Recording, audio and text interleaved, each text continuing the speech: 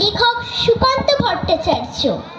একটি মোরগ হঠাৎ আশ্রয় পেয়ে গেল বিরাট প্রাসাদের ছোট্ট এক কোণে, ভাঙা প্যাকিং বাক্সের কাদায় আরো দু তিনটি মুরগির সঙ্গে।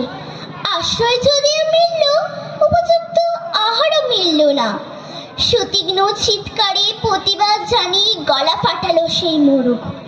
ভোর থেকে সন্ধ্যে পর্যন্ত তবু সহানুভূমি জানালো না সেই বিরাট শক্ত ইমারত। তারপর শুরু হলো আস্তাকুড়ি, আনাগোনা আশ্চর্য। সেখানে প্রত্যেক দিন মিলতে লাগলো ফেলে দেওয়ার ভাত রুটির চমৎকার প্রচুর খাবার।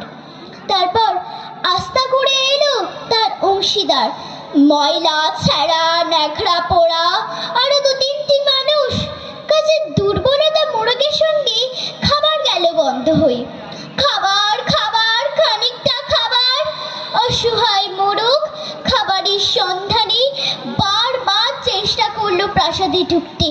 প্রত্যেকবারে তাড়া খেলো প্রচন্ড। ছোট্ট মোরগ ঘাড় উঁচু করে স্বপ্ন দেখে প্রাসাদের ভেতর রাশি রাশি খাবার। তারপর সে একদিন সত্যিই প্রাসাদে